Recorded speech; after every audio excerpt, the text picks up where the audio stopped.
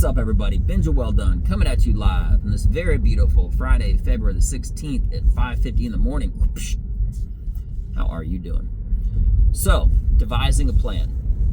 Do you know how hard it is to try to describe something without letting on, like, what you're talking about? You know? Well, that's what I'm going to try. So let's see how it goes. A few weeks ago, I thought about a plan to start another company and have it be extremely successful, and in the process blow myself up as a stand-up comedian. And it in turn, it really does help my merchandise. But anyway, I'm on my way to wrestling right now. Why do I go to wrestling? So I can learn how not to get thrown on the ground and attacked by someone, but also hopefully to prevent that, and even the best case scenario, how to put someone else on the ground so that I can actually use my jiu-jitsu that I trained for.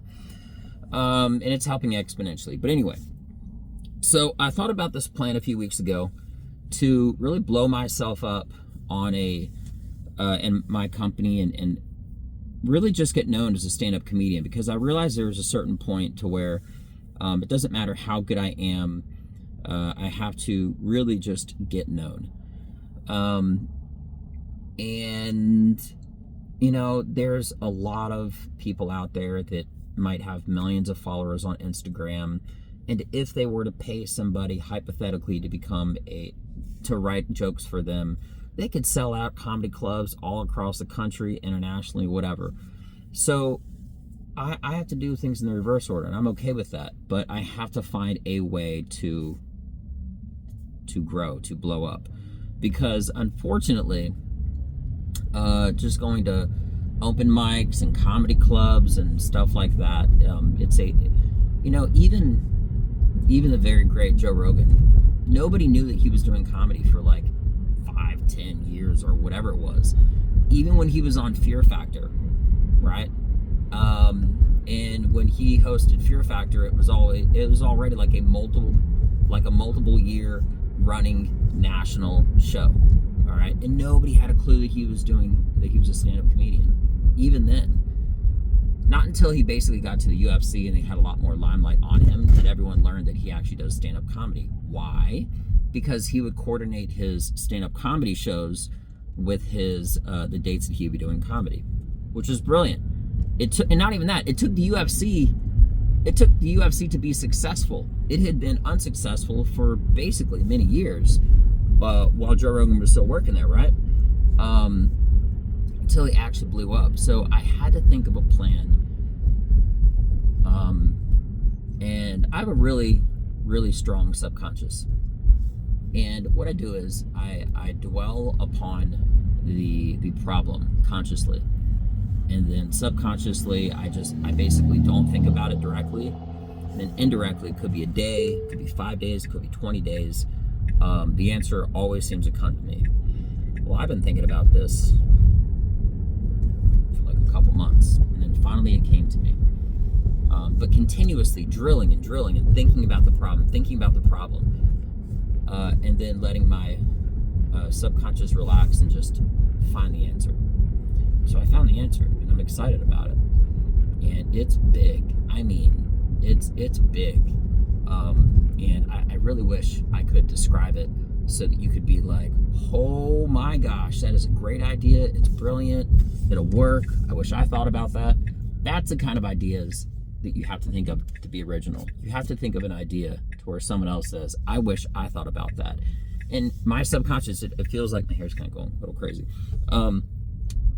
is not being weird, but it's so strong that anything that I do, if it's worth doing, it may take a process for me to actually get to where I want to be in my thoughts, to have it be like an original idea. I do that with jiu-jitsu. I do that with everything, right? Because I'm a big believer that the only way to get higher results is to think on a higher platform, to stop doing everything. They had this weird sociology test where they had 5 different lines in like a grocery store, and it sounds crazy. Oh no, it wasn't a grocery store. It was like a theater, or something like that, right? And they all got their tickets, and then there's popcorn, all these different lines and stuff. And there's 5 different checkouts and 2 different people staying at the registers, right?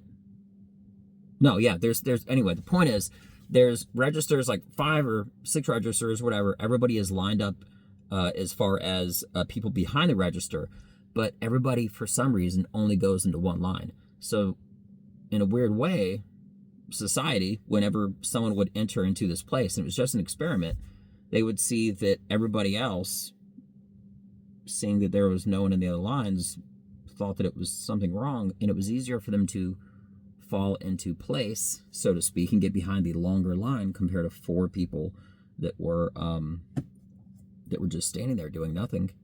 They could have taken their order, or whatever, as opposed to just going behind the next person. So the point is that if you do that with your thoughts, if you start to think different, you're going to get different results, but it has to be higher, better results. Don't just think differently and get an equal or lesser result. It has to be better. Otherwise, it's no point to really like doing it in the first place. So anyway, I'm really excited to bring up something. Man, I can't wait to bring it up. But for what it's worth, I'm working on something really big. Man, I really just want to give like a hint, but it's something so big that you will imagine the ability of being able to go viral every single time you do a post on Instagram or Facebook. It's pretty incredible. You'd have to think about it, and I did. So until next time, guys, we'll see what happens. Later, guys. Have a good day. Peace.